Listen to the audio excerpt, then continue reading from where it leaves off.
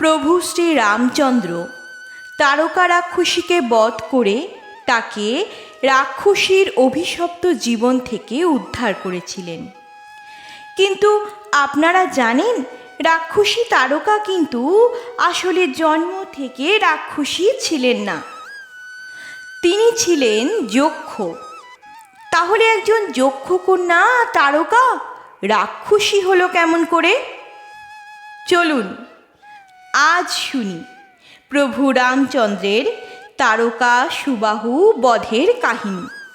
কিন্তু তারকা বধের কাহিনী শোনার আগে অবশ্যই আমার চ্যানেলটি সাবস্ক্রাইব করে দিতে হবে প্রতিদিন নতুন নতুন গল্প শোনার জন্য। তাহলে চলুন চ্যানেলটি সাবস্ক্রাইব করে আমাদের আজকের গল্পটি শুনে নিন। গল্প শুনতে শুনতে গল্পে লাইক করতে কিন্তু ভুলবেন না। তাহলে চলুন শুরু করা যাক আমাদের আজকের গল্প। কিন্তু তারকা বধের কাহিনী শোনার আগে তারকা রাক্ষসী কে ছিলেন, কেমন করে তিনি রাক্ষসী হলেন, সেই কাহিনী আগে জেনে নেওয়া যাক। সুকেতু নামে এক যক্ষ ব্রহ্মার আরাধনা করে তারকাকে কন্যারূপে পেয়েছিলেন। ব্রহ্মার বরে তারকা সহস্র হস্তির বল ধারণ করে। জম্ভপুত্র সুন্দের সঙ্গে তারকার বিবাহ হয়। বিবাহের পরে তারকা মারীচ নামে এক পুত্রের জন্ম দেয়। শোনা যায় যে সুন্দ কোনো এক অপরাধের ফলে অগস্ত্যা মুনি কর্তৃক বিনষ্ট হয়েছিল। তখন স্বামীর মৃত্যুর প্রতিশোধ নিতে তারকা ও মারীচ অগস্ত্যাকে ভক্ষণ করতে গিয়েছিল। তাই অগস্ত্যা ঋষির অভিশাপে তারকা বিকৃত বদনা রাক্ষসী রূপ পেলেন। মরীচও রাক্ষস হয়ে গেল। এ তো গেল তারকা রাক্ষসীর জীবনী। এবার শুনব রামের তারকা বধের কাহিনী। হিমালয়ের সুন্দর শ্বেত শুভ্র বরফের পাহাড়ের উপর বসে মাতা পার্বতী শঙ্করকে জিজ্ঞাসা করলেন। মাতা বললেন, প্রভু, আপনার আরাধ্য শ্রী রামচন্দ্র জন্মগ্রহণের পর ধীরে ধীরে বড় হলেন, তিনি অস্ত্রবিদ্যাও শিখলেন। কিন্তু তারপর কি করলেন? আমাকে প্রভুর সেই লীলা কাহিনী শোনান। তখন মহাদেব শঙ্কর অতীব প্রসন্ন হয়ে সেই কাহিনী মাতা পার্বতীকে শোনাতে লাগলেন। মহাদেব বললেন, বিশ্বামিত্র নামে এক অতি তেজস্বী মুনি ছিলেন। বনের মধ্যে বিশ্বামিত্র মুনি যখন যজ্ঞ ও জপ তপ করতেন, তখন সুবাহু, মারীচ সহ নানান রাক্ষসেরা সেই যজ্ঞে নানা প্রকার বিঘ্ন উৎপন্ন করত। তখন মুনি বিশ্বামিত্র তাদের বিনাশের জন্য উপায় স্থির করে বিশ্বামিত্র মুনি এলেন অযোধ্যায়। অযোধ্যার রাজা দশরথ তার পদধৌত করে দিয়ে দণ্ডবৎ প্রণিপাত জানালেন। 4 পুত্র রাম, লক্ষ্মণ, ভরত এবং শত্রুঘ্ন এসে মুনিবরকে প্রণাম করলেন। রামের রূপ ও সৌন্দর্য দেখে মুনি একেবারে অবাক হয়ে গেলেন। শ্রীরামচন্দ্রের রূপ ও সৌন্দর্য দেখে মুনি এক দৃষ্টে তার দিকে চেয়ে রইলেন। তারপর রাজা দশরথ মুনিকে তার আগমনের কারণ জিজ্ঞাসা করলেন। বিশ্বামিত্র মুনি বললেন, যজ্ঞাদির সময় অসুরেরা বড় জ্বালাতন করে, তাই এসেছি রাম লক্ষ্মণকে নিয়ে যেতে। ওরা এই রাক্ষসগণকে বিনাশ করবে। রাম রাক্ষসদের বিনাশ করলে আমরা নিশ্চিন্ত মনে জপ, ধ্যান, যজ্ঞ করতে পারব। কিন্তু ঋষি বিশ্বামিত্রের কথা শুনে রাজা দশরথের মুখ ভয়ে এবং দুঃখে একেবারে শুকিয়ে গেল। তারপর রাজা দশরথ বিনয়ের সঙ্গে বিশ্বামিত্র মুনিকে বললেন, হে মুনিশ্রেষ্ঠ, বৃদ্ধ বয়সে ভাগ্যের ফলে এই 4 পুত্র লাভ করেছি। তাদের মধ্যে রাম আমার প্রাণাতিক প্রিয়। হে তাপসবর, আপনি ধন দৌলত ধেনু অস্ত্র শস্ত্র সৈন্য যা কিছু চাইবেন আমি অকাতরে তাই দান করব। কিন্তু আমার প্রাণ সমান প্রিয় রামকে নিয়ে যাবেন না।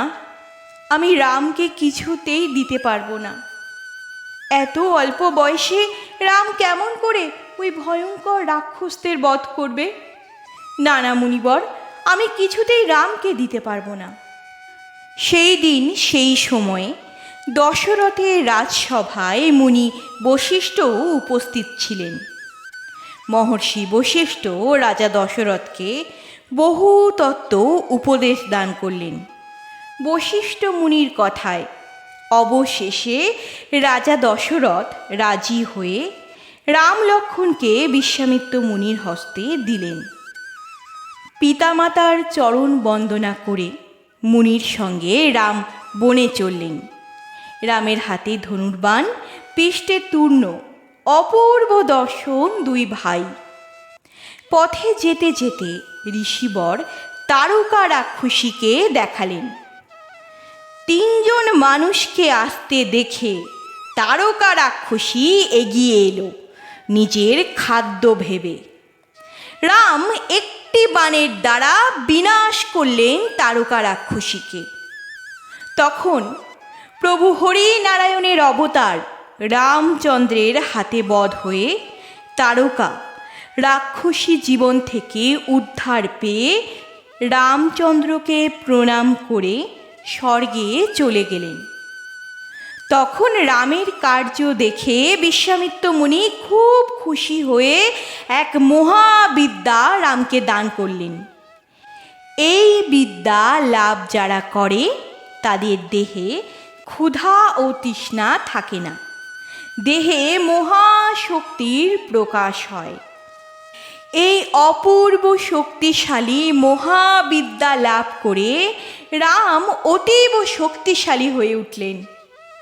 তারপর বিশ্বামিত্র মুনি রাম লক্ষ্মণকে নিয়ে এলেন তার আশ্রমে। ফল মূলাদি খাদ্যদ্রব্য দিয়ে তাদের সেইখানেই রাত্রি যাপন করার অনুমতি দিলেন। রাত্রে রাম লক্ষ্মণ মুনির আশ্রমেই নিদ্রা গেলেন।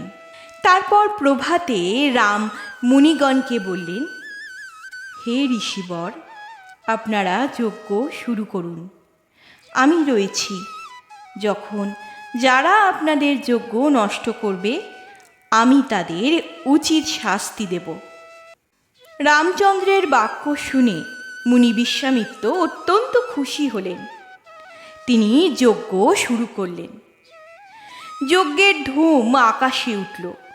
দূর থেকে রাক্ষসেরা সেই ধূম দেখে ছুটে এলো। তখন রাক্ষস মারীচকে দেখে রামচন্দ্র একটি বাণ মেরে 7 যোজন দূরে সমুদ্রের তীরে তাকে ফেলে দিলেন। তথাপি সেই রাক্ষস প্রাণে মরল না। সে ভয় পেয়ে পালিয়ে গেল। এই রাক্ষস মারীচি পরবর্তীকালে স্বর্ণমৃগের রূপ ধরে এসে মাতা সীতাকে ছলনা করেছিলেন। তারপর প্রভু রামচন্দ্র একটি অগ্নিবাণের দ্বারা বিনাশ করলেন সুবাহু নামক রাক্ষসকে। আর প্রভু রামের ভাই শেষনাগের অবতার লক্ষ্মণ বহু রাক্ষসকে বধ করলেন। রাম রাক্ষস বধ করলেন আর মুনিবর ভয় শূন্য হয়ে যজ্ঞ সম্পন্ন করলেন। তারপর রাক্ষস বধ হয়েছে দেখে মুনিগণ রামের স্তব করলেন। আকাশ থেকে রামের উদ্দেশ্যে পুষ্পবৃষ্টি হল। আপনারা শুনছিলেন স্টার অডিবেল। স্টার অডিবেলের আমাদের আজকের নিবেদিত গল্প ছিল তুলসীদাসী রামায়ণ থেকে রামের রাক্ষস বধ কাহিনী। জানেন তো ছোটবেলায় ঠাকুমা দিদিমাদের কাছে শুনে আসা রামায়ণের সুন্দর সুন্দর গল্পগুলি আবার নতুন রূপে নতুনভাবে ফিরে এসেছে আপনাদের সামনে। রামায়ণের এই সুন্দর সুন্দর কাহিনীগুলি বর্তমানে হারিয়ে যেতে বসেছে। তাই হারিয়ে যেতে বসা রামায়ণের এই অপূর্ব সুন্দর গল্প প্রতিদিন শোনার জন্য অবশ্যই আমার চ্যানেলটি সাবস্ক্রাইব করতে হবে। আর আমাদের আজকের গল্পটি আপনার বন্ধু বান্ধব আত্মীয় পরিজন সকলের সাথে শেয়ার করে নিন। গল্প ভালো লাগলে গল্পে লাইক করতে কিন্তু ভুলবেন না। আজ তবে এই পর্যন্তই। পরের দিন রামায়ণ থেকে আবার নতুন গল্প নিয়ে উপস্থিত হব আপনাদের সামনে। যাবার সময় অবশ্যই বলুন, জয় প্রভু রামচন্দ্রের জয়, জয় রাম ভক্ত হনুমানের জয়।